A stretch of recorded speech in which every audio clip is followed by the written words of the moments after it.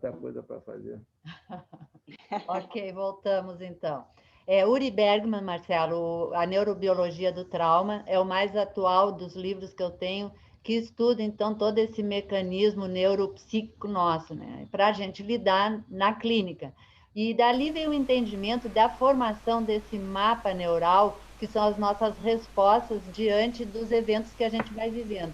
A criança, ela é ensinada a dar as respostas e o alfabeto emocional da nossa humanidade é desalfabetizado, né? Porque não ensina.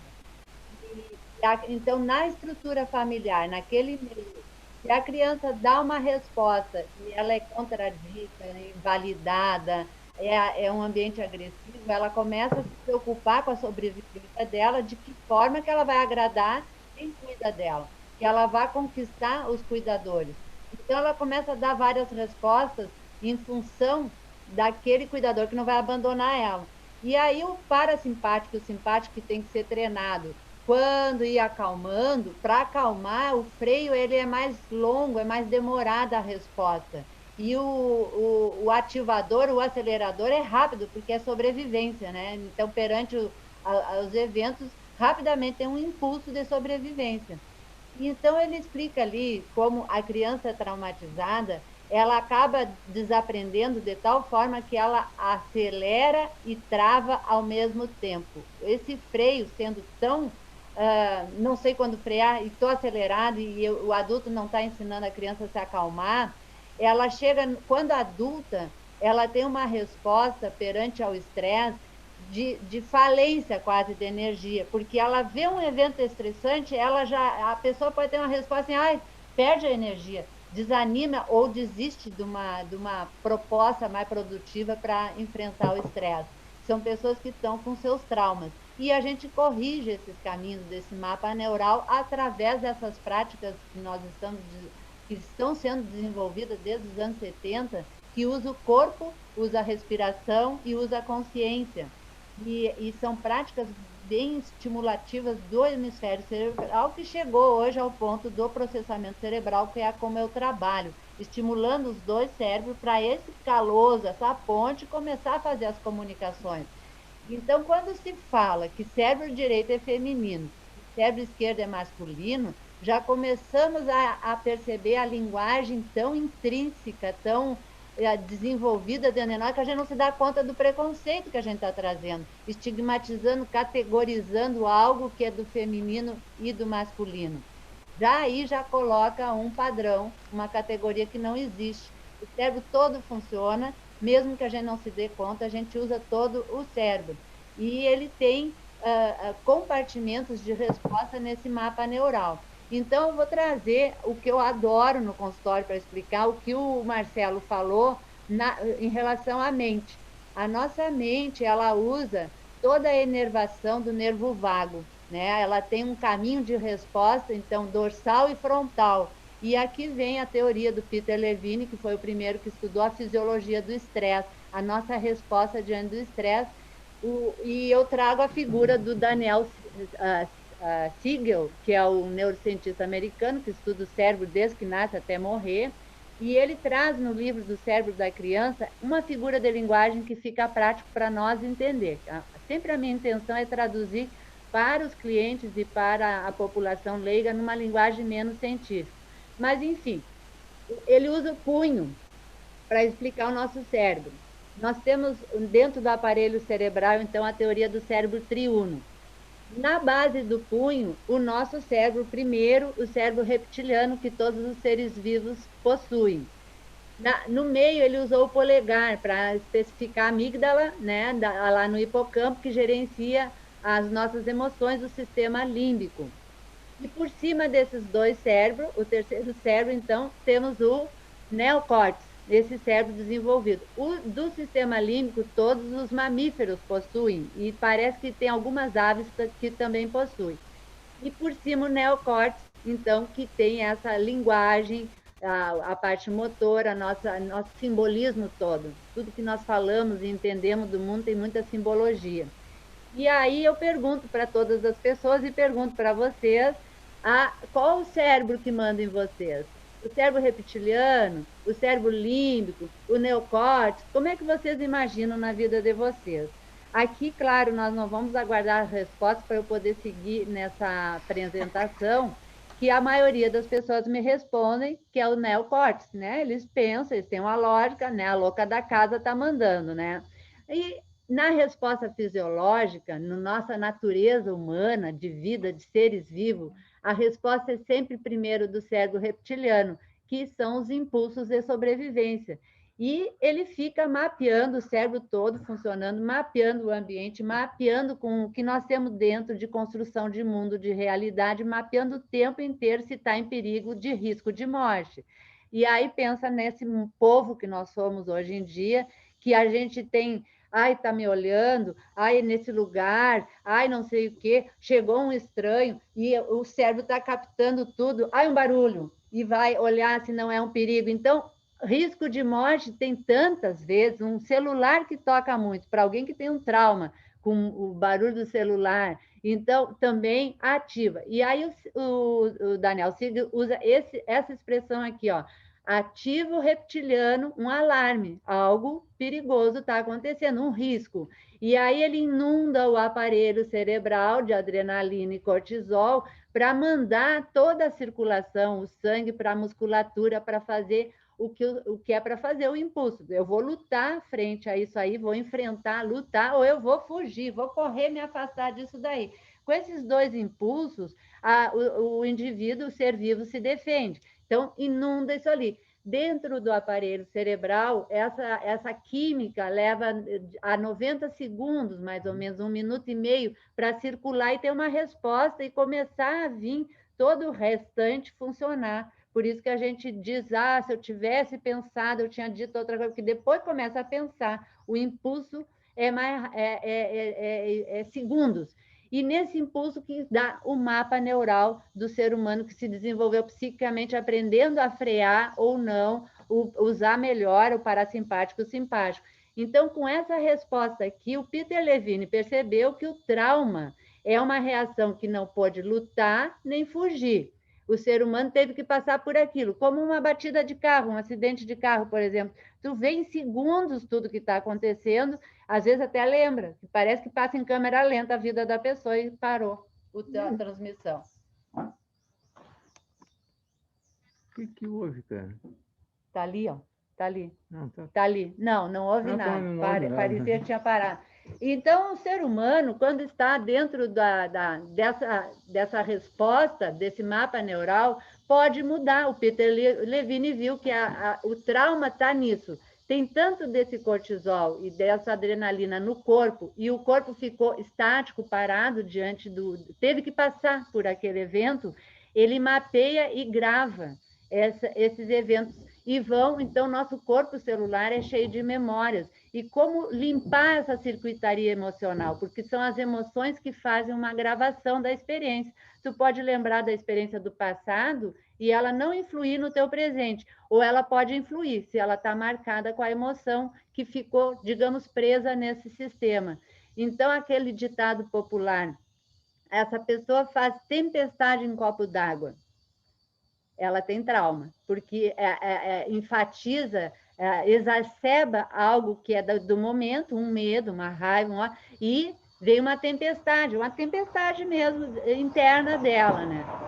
Aí a resposta, então, a gente treina com várias técnicas. A respiração, quando ela é expirada de forma mais lenta, segurando com consciência, a gente está treinando a nossa consciência, expandindo ela e a nossa mente, porque a gente não quer pensar naquele momento, a gente está treinando pensar os pensamentos. Os pensamentos continuam sendo produzidos, mas intencionalmente a gente está percebendo o abdômen, a respiração sair, a respiração ficar o vazio, o corpo, e inspirar e expirar. E esse exercício de fazer conscientemente a respiração é a chave de controle de ansiedade, a chave de poder da humanidade, de forma que ela vá treinando isso e vá alcançando maior capacidade pulmonar de inspiração, de segurar o ar e de soltar e espremer todo o corpo e o pulmão Então, ela começa a ter um controle mental e ela começa a adquirir de novo o poder em cima do quem escravizou ela, foi a mente.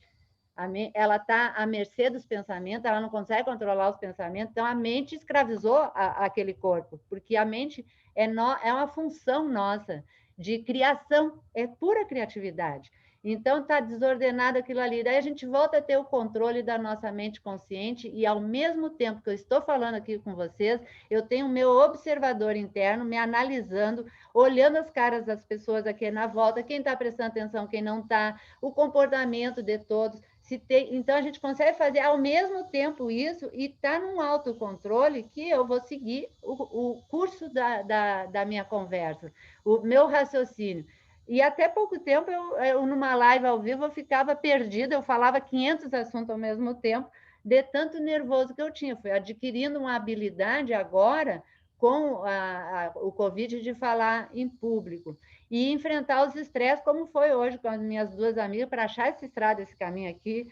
Então, esse ambiente é um ambiente de bom humor, um ambiente de sorriso, que eu uso o sorriso, a sutileza disso, do riso, para alcançar esse espaço e organizar as ideias. Não vamos desistir, vamos seguir no caminho. Ai, coitado do William, está atrapalhado lá, está estragando a live. E vinha várias, casa da louca aqui, a louca da casa, vinha várias vezes querer me martirizar. Então, a gente muda o mapa neural, viu, Marcelo? A gente consegue lidar com isso em qualquer idade. Isso a epigenética explica pela neuroplasticidade cerebral que a gente alcança, e a gente vai desconstruindo as crenças de realidade.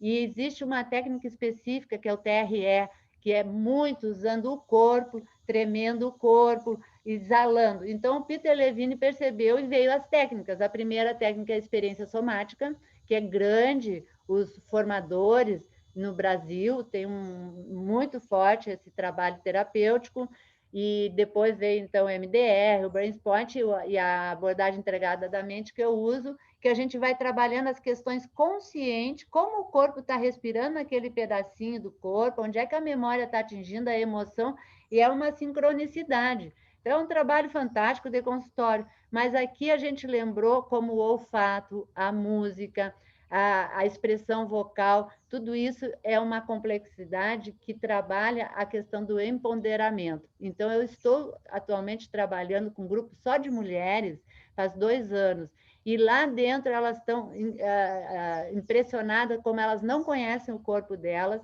e como elas não se autorizam a expressar o prazer, tão cerceado que foi na educação. E a gente usa o sorriso, a gargalhada e a expressão vocal para libertar esses traumas. E aí a gente já vai para um caminho que eu digo assim, aprendi na minha especialização de família. O machismo existe nos homens porque existe nas mulheres. É puro Lacan, né? O poder e o pai, na teoria do Lacan, é a mulher que passa, né? O pai que ela tem dentro dela para a criança na educação. E a mulher que educa os homens e a humanidade, né? Porque é aleitamento, né? A ensinar a sair do berço e caminhar pelo menos até 1 ano, 2 anos, é muito no ambiente feminino. E por que eles são machão, então? Porque as mulheres mantêm isso, né? Então a gente está numa complexidade tão grande que a mulher, quando vê uma outra mulher livre, nós convivemos num ambiente capitalista tão competitivo que é tão sutil que a gente não percebe que a gente briga com as próprias mulheres. Se a gente está num casamento infeliz, eu trabalho com famílias e casais, ela vê uma amiga livre, divorciada, vivendo a sexualidade livremente e rindo publicamente, passou a ser inimiga dela, é uma ameaça para o casamento dela, porque ela tem um marido. Então, começa uma coisa tão intrínseca do riso e da expressão espontânea. Então, nós temos trazer a espontaneidade, do jeito que eu me aceito como eu sou, dou risada quando eu quero, é transgredir a ordem social, gente. Ainda é super atual um texto que tem 24 séculos antes de Cristo. A Tânia já está querendo falar. Fala, Tânia. Eu estou só batendo palma, eu só queria te fazer uma perguntinha. você está dizendo que a responsabilidade assim, tão grande ou maior, né, da mulher nessa relação do machismo e do feminismo, né? E por causa do que a gente sente o prazer de uma forma diferente, que aqui agora a gente está falando de sexo, ou não? Expressão da sexualidade é mais do que sexo genital. A gente tem prazer de masturbação mental. O que nós estamos fazendo aqui é uma masturbação cognitiva. É prazerosa demais. É muito prazeroso. A mulher que tem um homem inteligente, que sabe usar a inteligência perto dela, excita a mulher. A mulher se excita muito com a inteligência masculina. Né? E a lógica não é um direito do homem e a emoção não é um direito da mulher, mas já começa por aí. O homem não chora. Então, os homens não podem acessar suas emoções, são proibidos. E quando vem para o consultório, que eu tenho que trabalhar como que sente o corpo, como é que a emoção está se expressando, porque a emoção é visceral, gente. E ela passa pelo dorsal e vem para o cognitivo aqui e dá sentido. Aí dá nome, dá historinha. Então, a nossa mente, ela passa mentindo para nós com puras verdades. Pega verdades de experiências que a gente viveu em cada contexto e atualiza com a emoção do momento. Se no momento está com uma emoção tomando conta do medo, ela vai te atualizar com medo desde que tu nasceu. Quando tu passou no canal vaginal, tu já tinha um medinho ali. Então, tu começa a ter uma questão ali atualizada, mas é uma verdade para ti, só que não é uma verdade real. Tu está transformando e dando uma tradução para o que tu está sentindo na hora. Então, a gente tem que cuidar muito com o que a gente pensa, porque a mente mente para nós, com as verdades nossas. E aí a gente vai numa construção e uma desconstrução de crenças. E a gente, com o sorriso, com a gargalhada, diante daquelas circunstâncias, a gente amplia a nossa consciência e fica mais aberto para ver coisas que são contra as nossas verdades. Como é o caso, num ambiente aberto, a gente tem que usar máscara. Né? Da briga, Covid e máscara virou questão política e religiosa. Não se conversa mais, porque as famílias estão brigando com isso, né? Essa fala da Annelise me fez pensar que mundo que a gente está vivendo e como a gente precisa de rir. Inclusive, eu agora vou passar a perceber meu riso e tentar modular o meu riso. Do riso frenético ao sorriso. Fazer risos mais longos, até que ele se transforme no sorriso sutil.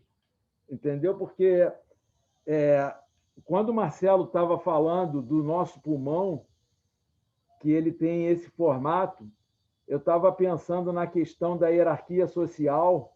É uma coisa louca, porque a gente faz justamente o oposto, que nem a nossa forma de respirar, que é superficial e fica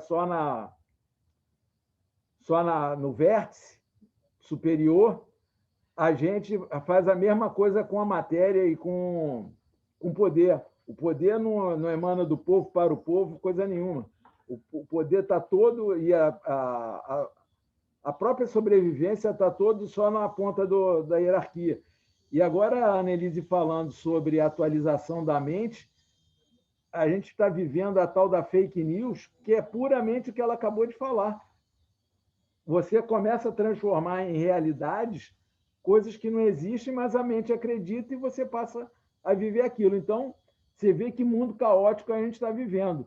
Um mundo que a gente respira pouco, rápido e com fake news.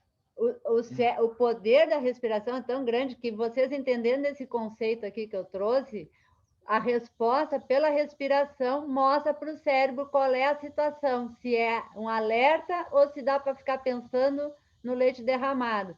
Então, a respiração superficial torácica tem tanta ansiedade que ela abre o alerta, ela começa a disparar no cérebro química do estresse. E tem pessoas que erguem os ombros para respirar, de tão apertado e concentrado que tá. Então, quando a gente expande e treina e faz uma respiração abdominal diafragmática completa, o cérebro se acalma, ele começa o parasimpático a funcionar. Então, a gente traz uma calma mesmo no meio do caos, a gente consegue pensar e ter uma resposta mais produtiva, muito mais produtiva.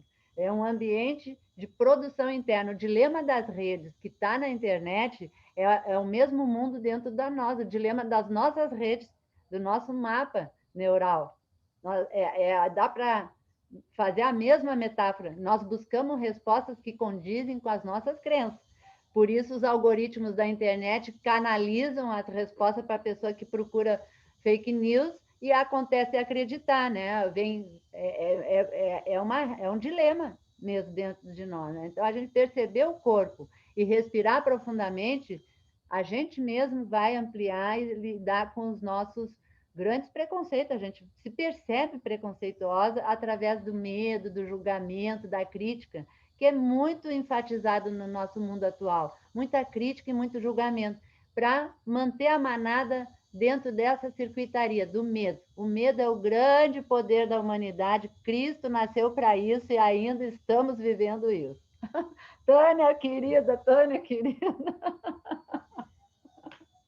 Gente, deu para perceber que para a gente trabalhar nosso riso de uma forma mais elaborada, a gente precisa entender também de respiração. E respirar e gemer, viu, Tânia? As mulheres não têm expressão, né? Então, no nosso grupo feminino, a gente geme quando faz todas as necessidades no banheiro. Tomar banho, o número 1 e o número 2. E aí eu comecei a traduzir o gemer, que é uma libertação, eu faço no meu personal trainer, na minha ginástica. E é gemer quando está tenso. Então, quando está fazendo esforço muscular, é contra a ordem, né? Porque a gente segura a respiração, né? Começa a quebrar uma hora. Então, rindo e gemendo e fazendo ginástica. Pensa bem, que complexidade que a gente faz. Quando você falou em gemer, quando você faz aquela respiração que você... Isso aí não é gemer, isso aí é o quê? Não é gemer, Tânia? Não, faz uma aula de gemer aí, vai gemer, geme aí. Não, porque, cara, gemer... Vamos gemer, gente, como é que geme? Anelise, ensina a gente a gemer aí, me conta. Como é que geme, William? Não, geme, cara. Na verdade, a gente é ensinado a não ter medo. Então, como é que tu vai gemer, cara? Você não pode nem ter medo. Complicado. Tadinho do William. Tem que ter o empoderamento feminino nos homens, né? A gente não está conseguindo empoderar o nosso feminino. Então, por isso que a gente não geme tão facilmente. Não, a gente não... A natureza separou para fins de facilitar a sobrevivência da espécie, separou o feminino e o masculino, assim como nas plantas também acontece, o órgão masculino e feminino ser separado para permitir isso. Mas não há essa separação, né? Nós todos, a gente tem que enfatizar isso, que quando a gente começa a fortalecer muita ideia de a mulher tem que ser mais mulher, tem que fortalecer as ideias de que ela agora domina o mundo, já começou errado. Isso aí, Marcelo, tem que colocar nos homens o empoderamento feminino também, porque a gente tem menos feminino do que deveria ter. O ideal é que a gente tenha os dois é que permitem o funcionamento da vida. Tanto é verdade que, ao se juntarem, eles formam a vida. Né? O Jung, né, traduz como um termo yin e yang, né, porque é a energia que se torna yin. A mulher, então, foi traduzido para feminino porque a mulher é dentro, né? A mulher ela é para dentro, né? Dos órgãos genitais, é tudo para dentro. E o homem é para fora, os órgãos genitais. Então, o yang, né, a expressão, ficou o masculino, levado a esse conceito. E aí o Damasio, o nosso neurocientista europeu, né, ele traz o 7º erro de Descartes. Conhece, Marcelo, o 7º erro de Descartes? Então, ali a humanidade precisou separar a consciência do corpo, estudar o corpo, só o corpo. Chegou a essas especializações hoje, que é a especialização da especialização da especialização, né? Para estudar o corpo humano, que não termina, porque é muito complexo. E a consciência ficou à direita do papado, né? Então, a igreja permitiu violar o corpo humano vivo, né? Porque só estudavam os mortos, né? Para poder a medicina se desenvolver. Aí a medicina passou para essa coisa da louca da casa, né? e ficou a consciência lá na ordem do religioso é muito domínio, né? Então, quando a gente integra novamente a consciência num corpo que responde e que somatiza e que pode adoecer, aí a medicina se tornou integrativa. A linha da saúde integrativa é uma novidade ainda. A gente tem coisa de 10, 20 anos a recém na humanidade, procurar no ser humano a saúde e como corrigir aspecto que virou uma doença porque está numa direção errada. E aí é diferente, a gente não procura retalhar o corpo, nem medicar o corpo, a gente procura enfatizar onde que tem a saúde para curar aquele corpo, né? E basta fazer ginástica, dormir é o pilar número 1, né? Quem não dorme direito não vai ter uma resposta boa do seu sistema de saúde. Caminhar, se mexer, né? O corpo humano foi feito para se mexer e se nutrir adequadamente, com mais proteínas e energias, né, do que carboidratos simples e essa podridão toda que a gente está comendo. Então, chega nisso, já ninguém mais quer fazer saúde, né? Ah, tem que cozinhar, ir na feira, ir no açougue. Não, vamos no supermercado, tá tudo prontinho, a gente abre ali, come ligeirinho, né? Não valoriza a nutrição, né? Não vou dormir, agora não tem tempo, dormir é perda de tempo, chegou a essa expressão, né? Acaba sucateando fisiologicamente o corpo, biologicamente o corpo, e quer ter saúde, né? Quer só rir com isso? Não façam uma panaceia disso, gente, porque é complexo. Gente, tem povo curando a Covid dormindo e tomando sol, tá? A Covid está curando dormindo, tomando sol, rindo também. Claro, nutrição, melhor nutrição de qualidade, né? Onde entra o sol, vai embora a doença, né? Vitamina D, que falam tanto, né? E dormir organiza toda a melatonina que a gente precisa, toda a regeneração, e aí de dia usa tudo, de noite dorme de novo.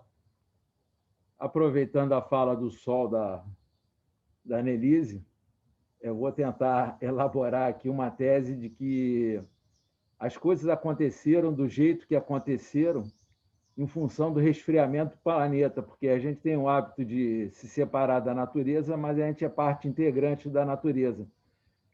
Se não me engano, em ambientes frios, você deve ter uma respiração mais curta.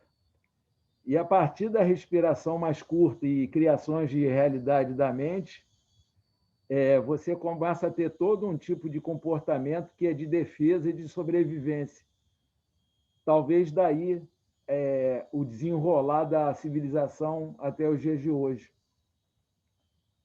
Aí eu deixo para os especialistas aqui comentarem. O William gosta de provocar uma tese de 3, 4 lives, né? Ele traz um assuntinho assim, como se fosse respondendo uma resposta. Quem explica muito bem isso, nós temos o Pedro Calabres, que fala na internet de neurociência, e ele fala numa estrutura psíquica, cerebral que nós temos de sobrevivência, que é a adaptação. E esse é o salto da humanidade em relação aos outros mamíferos, né? Os seres mais inferiores, entre aspas, que nós nos adaptamos, e por isso que nós dominamos o planeta. Porque aonde é frio, um animal de clima temperado e quente não sobrevive, não tem o adaptador. Nós achamos recursos para isso, né? A gente tem fogo, a gente tem um monte de recursos para lidar com os ambientes todos diferentes, e fomos nos espalhando no planeta. Mas vem alguém do calor aqui para o Rio Grande do Sul, nós no verão ficamos no ar-condicionado, e eles no verão sentem qualquer friozinho, 25 graus para eles é frio, e se tapam, porque o corpo não está adaptado. Até se adaptar, existe, mas a gente se adapta. Então, a função adaptativa também é a nossa penúria, o nosso grande problema, porque a gente se adapta tão rápido às situações que as boas situações de alegria e felicidade vêm, nos entusiasmam, e aí a gente já está naquilo ali, já não tem graça, a gente quer uma outra coisa, né?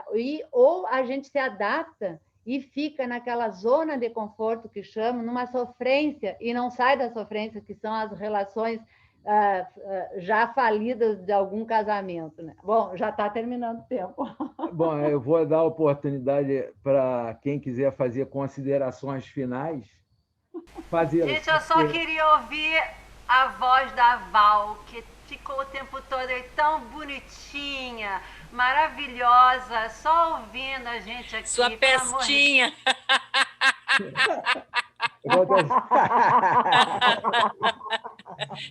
Eu adorei essa que o William disse, não tem que falar, então rio. Vamos lá, né? Porque, ai, meu Deus do céu, é muita informação, gente, que coisa doida, né? Mas é muito legal, estou muito feliz de estar aqui. Obrigada, viu, Tânia? Obrigada por me tirar do silêncio.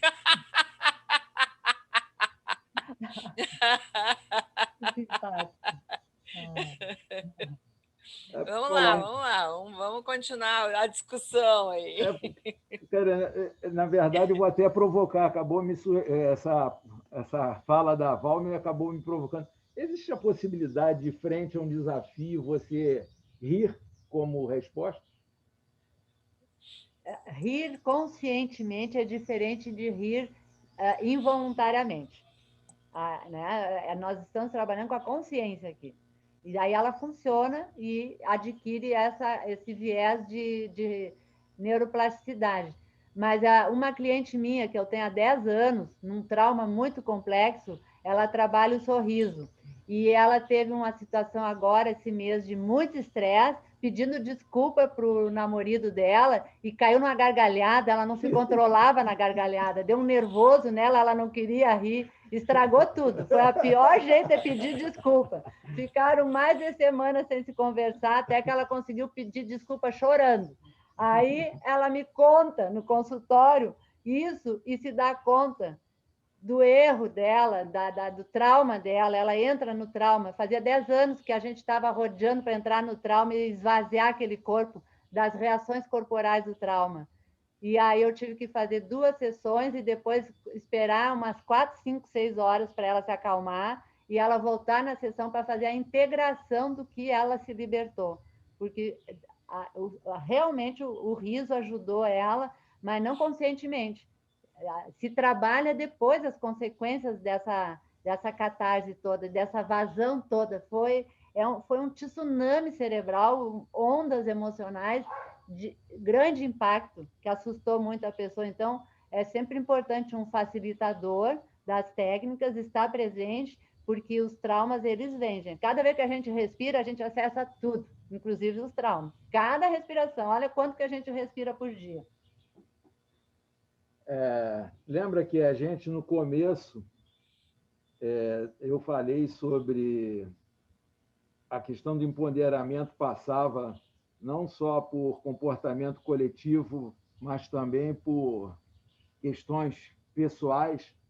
Aí, nessa fala da Annelise, você vê como é que o riso tem importância tanto no aspecto como no outro. Aliás, a gente já vem falando aqui que não existe essa coisa masculino, feminino, interno, externo. É a elaboração disso, é o exercício disso que vai levar a gente ao ápice do riso e da espiritualidade, se quiser colocar dessa forma. É o que a gente está tentando fazer aqui. O nosso amigo Zoom já se manifestou, só que hoje eu não vou deixar ele acabar. A gente vai rir e, num determinado momento, eu vou dar uma dedada aqui e vou terminar com o negócio. O que é que vocês acham? Aliás, esse negócio de dedada é uma coisa complexa para o sexo masculino. Vamos lá? Risada gemendo, por favor. Como é que geme, gente? Como é que geme? Ninguém gemeu ainda.